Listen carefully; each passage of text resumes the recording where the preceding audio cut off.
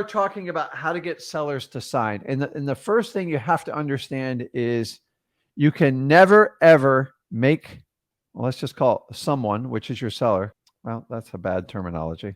Let's just use it. You can never make a seller sign. Okay. You can't make them. You can't. So if you are looking like, how can I make my seller sign? You're simply thinking about the process wrong. Okay. At the end of the day, a seller is either going to do a deal with you because it works for them or they're not. You can never force them. You can never make them do a deal with you. It's impossible. I don't care how good of a salesman or woman you are. This right here, understanding this, if you understand that, you can't force matter on having people do it. So many people try to relate this business to like a car salesman. Like a car salesman truly never convinces somebody to buy a car.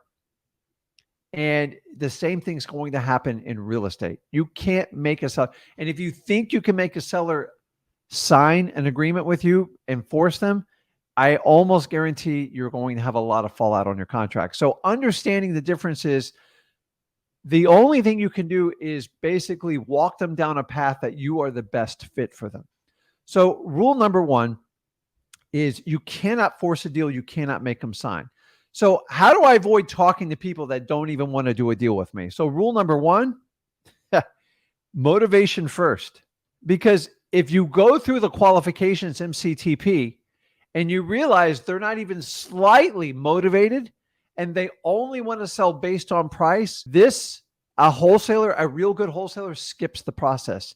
Because you can spend 5 hours with them, you're never going to convince them to sell your property at a discounted rate. So if you guys understand that up front, you know you can save a lot of your effort. So many of you sit there and try to beat up people that really have no interest and no motivation selling you the property. Just move on or put them in your follow-up.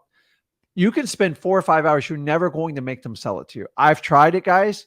It's like pushing a boulder uphill. You are going to get crushed by the boulder and it's a waste of time. So understanding that motivation is an absolute must, you have to understand that. So once we know that, then we have to, how do I set up a deal? So once you go through your MCTP and qualifying, either you're doing this virtual or you're going in person, the next thing you have to do is set up the upfront agreement. So if you guys have never heard of the upfront agreement, it's real simple. An upfront agreement is simply this. Before I sit down, especially before I get to the negotiation part, and I usually do this after I initially walked the house, if I'm at a property or if I'm on the phone doing it virtually, is I'm going to tell the seller, I said, listen, I'm going to take some time. I'm going to get to know you. I'm going to get to know a little bit more about your property. And at the end of our discussion, you'll have a decision to make. And it's either going to be, yes, I want to work with you, Rick. I love you. You're fun. You're exciting. And you're a little all over the board. And I like fun people. Or I don't like your offer and you are not a good fit for me. And it's a no. But either way, we're going to come to the end of the road and it's going to be a yes or no. I have to make sure we have a commitment that you will make a decision to move forward with me. That's a yes, or you decide to move no. Can I get that commitment from you? Simply said, just like that. Now I have a verbal agreement. I have a head nod. And if they don't answer, you wait. And if they literally don't answer, you go back and reaffirm. And even when they nod their head yes, is that a yes, Mr. Seller? Yes. The reason you do that is it walks them through their process. Understanding when people sell their property, guys, other than the loss of a loved one, it's probably the single most biggest decision they make in their life. And if you understand that, you can understand why sellers has reservations. And most of the people we're dealing with are challenging properties or challenging personal situations. You put a combo of those both, a lot of sellers get overwhelmed. Your job is to walk them through a process and reaffirm that they're making the right decision. The whole goal of any negotiation you do with a seller is to have them progress along. And you can't be random all over the place. You can't talk for hours on end, and you can't close the deal in like 5 minutes. So understanding that the upfront agreement probably is one of the single biggest factors if you're going to get a yes, okay? And it's the ability to get a yes or a no. Because at the end, what if they go like this? I don't know, Rick, I really have to think about this. Okay, Mr. Seller, is there anything in particular that has thrown you off in our discussion in the sale of your property? Well, I want to talk about this. Okay, I'm going to go over those for you, but remember, we had an agreement for you to make a decision of yes or no. Oh, yeah, that's right. So by using the upfront agreement, you actually build in an insurance policy. It doesn't work every time, but probably 80% of the time, it really comes in handy because people don't want to lie to you and they know they committed from you right in front of you and they don't want to go against their word. So I use this as a lever. Remember, I'm not forcing them to make a decision. I just want them to make a decision. So odds are, if I've qualified them, I've set up an appointment, meet with them in person or virtually, odds are there's a good chance they're going to sell it to me. I just got to let them reaffirm they're doing business with the person that I say I am, and I can follow through with what I'm saying. So the upfront agreement is huge. So once you do the upfront agreement, you will never get a great decision without any type of rapport. I'm not going to go into depth with you guys. You know how I feel about this. How do you get rapport? It's real simple. You have conversations. Now you can start with a script. Eventually, you have to turn scripts into conversations. Conversations are what normal people do. If I sit there and go, how many bedrooms is your house? 3. Okay. How many garage spaces are in the garage? 2. Guy, the garage is right there. Why don't you just look at it? As opposed to me walking around and go, oh my God, there's so many bedrooms in this place. This garage, was this fit like 4 cars? That's huge. Having a conversation, invoke emotion, and get them to respond. If you ask a seller yes and no questions, it is not a conversation. That is a script. I'm telling you, by just trying to find a way to have conversations, it will change the game in your relationship. Remember, people want to do business with people they like, they know, or they're friends with. So your job is to get them to like you. And why not? It's no problem coming. There's no issues coming friends with a seller, but the business has to come first. So we always treat people are our priority. And I love how people say, oh, you got to do profit first. No, profit doesn't come until you actually provide value to people. So many people want to get a yes at a decision. But if you do not build rapport by having great conversations, I almost guarantee you're going to get a no. Ask me how I know this. It's so important. Okay. So the next part of the structure is be you. Okay. Stop trying to be. If you guys hired a coach and he always wears a hat and a jacket and you feel like you have to be, stop it. Sellers don't like that stuff. They rather have regular people. I could care less if you wear a hat or a jacket. If that's who you are and that's your authentic self, be it. I need you to be you. You don't need to be Rick. You don't need to be Zach. The people need people just like you. The reality is God only made one of you, and there's a reason for it. You're unique. You're different. And I would use your God-given talent no matter what it is. So if you're super funny, make people laugh, that is like medicine to people's soul, and it helps out a lot. If you're really good at bringing up facts and like history that relates to the conversation, go for it. If you're a super bubbly person and people just enjoy connecting with you, make it work. But understand you've got to use your superpowers for the good of the transaction. Some of you are very analytical with facts and you can provide stuff with it, but eventually you have to turn it into conversation. So stop trying to be a robot because somebody taught you to do it this way.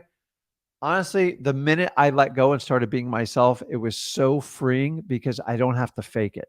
And if you're faking it, you're doing the business wrong. Just be yourself with people. People relate to humans. There is a reason why I sell myself as Rick Ginn whenever I do a deal, because I own up to Rick Ginn. I am Rick Ginn. The minute I start doing my corporate spiel, it's a whole different conversation. And I'm telling you, people want to do business with personal people. I've worked for multi-billion-dollar corporations. And I remember they said before, they said, if this guy leaves Rick, we're gone. He's the only reason we do business with your company. And that's how you have to look at your wholesaling business. So you have to be you. By being you, it makes you what? It makes you authentic. When you're authentic, you're your true self. You send out vibes to the world that you want to help people out, and people pick up on it. I can sense the minute somebody's fake with me. It's just so easy. And for some reason in wholesaling, it is more of the norm to be fake than to be yourself. Guys, stop it. People love families. They love that you have kids. They love that you have dogs. They love that you have cats. So stop hiding it and accent it, because people, there's, by the way, 55% of people own dogs in the United States. So embrace the dog. I will tell you what, like if you ever come to my house and my dog doesn't like you or like you avoid it, I kind of wonder, like, what are you doing? So I'm a dog person. I love dogs. I think I love all animals, but there's something about dog people, like they connect, and you can tell when someone doesn't like a dog. So if you guys have a fear of dogs, you got to get over it quickly, because I've seen people not do deals because they never connected with their dog, as crazy as that sounds. Oh my God. It's so funny. So let's move on. When you're sitting down and talking to people, things you can do to avoid like freaking out your seller. So number one, trigger words to avoid. If you guys want to use the comment section and write it on, yes, we're having one-on-ones. If you just go over to Wholesaling for Houses for Real, you click on our live stream for today. There's a link to join the one-on-one. You have to be registered, and you have to be a member of our YouTube group. So if not, go ahead and do all that, and I'll try to squeeze you in. So we're talking about trigger words. If guys, put in the comments what you think is a trigger word that freaks sellers out. I know them all by heart, and I'm going to share them with you, and then I'll let you guys fill in the blanks, and maybe we can find some additional trigger words that I got sound on my side. So just let me know if anybody said someone doesn't have sound. Make sure you guys can hear me. Testing. Yeah, I'm working. Sound works. So Rob has on their contract. So I agree. Contract. Let's do all the words that trigger people. And a trigger word is simply a word that is so wired in your subconscious that it freaks you out a little bit. So when anyone hears the word contract, they just perk up. So what other trigger words do we have here? A contract's a good one. Signature. That's a good one. Inspection. I got more, guys. I can go all day on these. Wholesaler. Phenomenal. Nicole. Guys, we use the word wholesaler to express what we do for a living. The reality is 95% of the world outside of us, they're scared to death of wholesalers because they don't understand what we do. So if you understand that, then it's not a pride thing with wholesaler. Just don't confuse people and don't give them a reason to dislike you because they heard something from a realtor about it. Somebody else said investor. That's a good one too. Guys, keep them coming, because this is how we kind of learn. And then I always learn. The word attorney freaks me out. I can tell you that. Attorney's a good one. What else you guys got? I love this stuff, because if you understand these words, so think of this. A trigger word is anything. If you think about, if you've ever got like pulled over by a police officer, which God knows I have, even when the red and blue lights at night, when someone's coming behind you, you get that like, oh my God, am I speeding? Did I do something wrong? Trigger words do the same thing. When you hear them, they're like, some people when you hear anything finances wise, they absolutely freak out. Let me give you a couple words that I came up with. Paperwork is better than contract, but it still has kind of a negative connotation.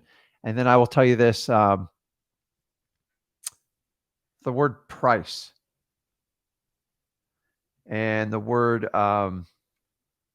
offer. I'm just not a big fan on our side because it creates I figured papers is like paperwork's David on it. So, okay, we have a good list of trigger words here. So let's talk about what can we use words to replace them. So if we're talking about the first one on contract, I think somebody already posted it. I like agreement, because you have the word agree in it. Remember, we're never going to force someone to do business with us. So if we use the word agreement, and you have to burn it in your DNA. So you have to catch yourself whenever you use the word the contract, you're going to switch it with agreement. It works really, really well, and you need to understand that. Signature. I'll let you guys kind of, and you guys, any of these words, go ahead. We'll start putting it in there and we'll just simply find replacement words. Once you're aware of the words you say that have power, it is going to help out with your cash buyers. I'm sorry, your sellers are making decisions, cash buyers as well. So if we go on signature, just by using the word, I like approved. Autograph is a great one. Who doesn't want their autograph? Here's a simple one I use. You ready for this? Okay. I just need your okay on these documents. And document's not a bad word, but it's still a little bit of a red flag word. Okay, autograph. I do like approve. So what about inspection, guys? Because inspection's kind of a wild one. And by the way, you can replace a lot of these words. Sometimes an inspection, just do a simple look, and then you can just get an okay on this one, or just approve. I do the same thing. Now, when it comes to wholesaler investor, this is the simplest one, and this is where a lot of you guys use the wrong words. I wouldn't use John Hancock. I don't want any like ambiguities there. So due diligence is good, but it sounds a little bit scary. A walkthrough is perfect. So let me see who did the walkthrough. Of course, Amory did. So I appreciate it. Walkthrough is awesome. So the key with trigger words is use normal words people use and don't try to talk to above them, and think about it at like a 6th grade level. Because if you try to sound smart and overtalk your sellers, I guarantee you're going to wind up getting a no. So let's move on. Attorney. I got some choice words I'd like to put in here, but I'm not going to. I'll have my team take a look at it. I don't use the word attorney because it freaks people out. I don't like the word attorney because all I hear are dollar signs and delays. So I'm going to use the word team. So if I had my attorney look at it, I'm going to have my team look at it. I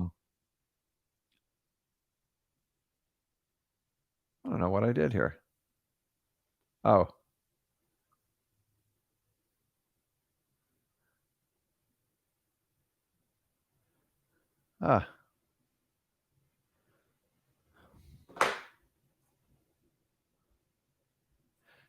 Anyways, some technical difficulties. I'll figure this out. What did I do with that? Never mind.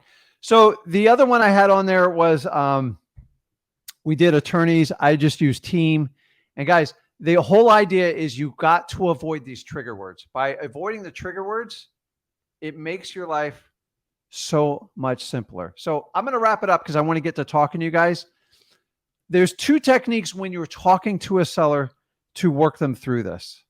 Hold on. I'm going to try to pull this up again. See, this technology stuff's crazy. Okay, let me pull it back up. And let me get.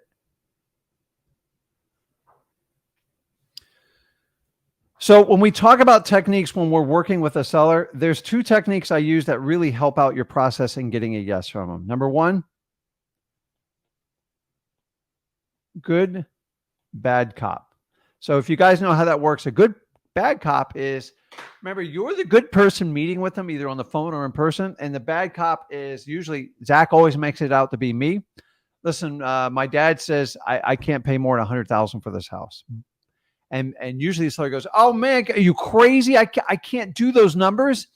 And so here's the good cop, bad cop routine. I go, listen, my dad says that. That's why I come out to meet with you. I want to make this deal work. I told my dad he was crazy.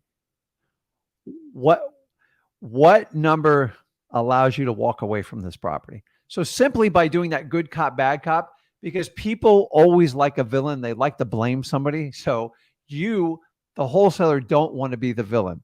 And by the way, on the last thing I said on the replacement words for trigger words, wholesaler investor, just replace it with cash buyer. It's very, very, very simple. Don't overrepresent yourself. Don't underrepresent yourself. You want to use the word cash buyer. So hopefully that helps you out with it. Cash buyer. It's simple. It's worked forever. And these are one of the things I'm never going to change on. So good cop, bad cop, guys. I'm telling you, it takes pressure off your negotiations and it makes you look like the hero. And yes, you can be the good cop and the bad cop. You're just presenting it to your seller differently because it's just easier. Some of you are going to have an easier time, especially when you give that low ball offer. And you know what I'm talking about, right? Okay. We have to go for no on these deals. The next one is the volley method. And then this is when you get to the negotiation with your seller. You had an upfront agreement and they go, Mr. Rick, I don't know. I don't know what that number needs to be. And I'm simply going to go back to them. And by the way, I never use the word price or offer. I use the word amount. It works really well because it's not threatening. The word offer and ask price indicates retail. And the word price kind of indicates retail too. So if you use the word amount, it's very simple. My price is, no, the amount is, and you can go from there. So the volley method is basically when you ask them for a number and they won't give you an answer. And so remember, if I go for a no, I go, Mr. Seller, would you take 50,000 for this? Would you take 50,000? And I just shut up and they're like, Rick, I don't know. I can't do that number. And they don't give you a counter. The most frustrating part. I go, okay, Mr. Seller, tell me if you did have an amount and you knew what that amount was to make you happy, to get you and your wife on your way, what would that amount be? And how soon would you like to do it? Shut up. Every time you keep serving, they have to come back with a response. Did you know studies show when you volley twice, most people cave and break down? Not everybody, but most do. I've learned this over time. If you keep the volley going, so think about like a tennis match. By the way, I'm terrible at tennis. I'm horrible at it. Think about volleyball. But when you serve it, they have to serve it back to you.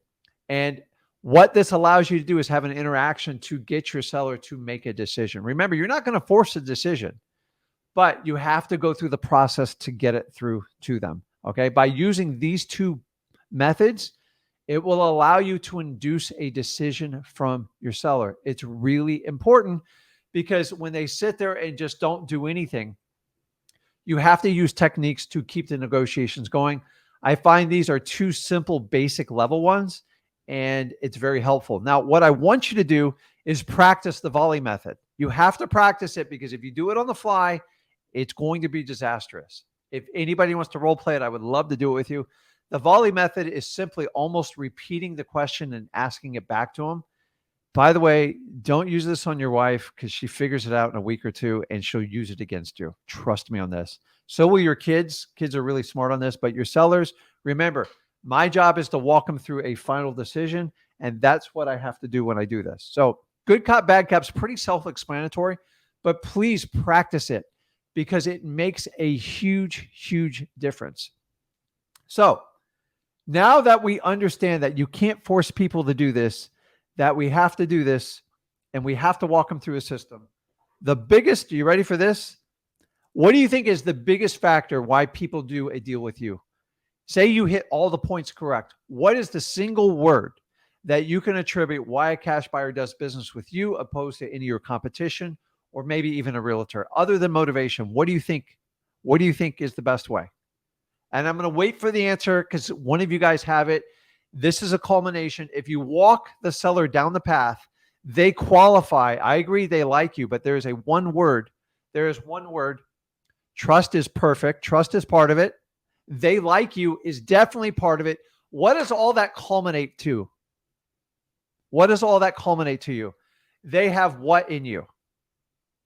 They have to have this factor. And if you don't have rapports, relationships, rapport is part of it. It's all a culmination of this word. I'm not going to do the hangman thing. Faith is not bad. We've already talked about trust. So you guys are so close to it. When you demonstrate this, me and Zach talk about it all the time. You have to go through the journey for a seller and you have to demonstrate this for a seller. And dude, Ryan got it right too, but Get Busy Global's got it right. It's a culmination of confidence. If you get their trust, their faith, you build relationships, you build rapport. It's unbelievable, guys. Everything is a culmination. So the final part of this is confidence. And the biggest question you have is, Rick, if I've never done a deal before, how am I supposed to get confidence? Well, confidence is demonstrated by all the things I just taught you, using the volley method, setting up the upfront agreement, walking them through a decision process, and just spending time with your sellers. Because in the end, if they don't like you, even if you're offering a higher price in your competition, they don't do business with you. So credibility is a big part of it. Belief's a big part of it. Care is definitely it. All that culminates to confidence. Think about this, guys. If you're going to buy a car, a boat, an RV, or like a house or a big ticket item, you want to make sure the person that is helping you is confident. And the minute they're not confident, there's not a lot they can do. You're just moving on to the next person. So you have to fill the confidence box. Confidence is a culmination of everything. Trust, rapport, faith. I like that one. Belief, and likeness. So guys, it's important. I'm going to wrap this up on this part and we're going to go to lives. Is people do business because they believe in you. So if they're not motivated and you're trying to force to get a decision, you're literally wasting your time. So make sure you go through motivation first. You do it by qualifying MCTP, and then you go through and you develop rapport with them. You develop a relationship with them. You avoid the trigger words, use the complimenting words. And when you get down to it, if you have to use a technique, good cop, bad cop, volley, whatever it is. And the really cool part is understanding this is all a process. And the sales process is simple. You walk through this. As you do it more and more, you'll get better and better at it. And then we're going to teach you what we call a trial close. So everybody knows what a trial close is. A trial close is when you test them to close. And if there's something they don't like, then you go in and fix that part that they don't like. Maybe it's the price, the terms, or something like that. You recertify what they like about doing with you. You fix the problem with it. Then you do a trial close again and you walk through it. And if they're confident in you and they like everything you hear, that's why they do a deal.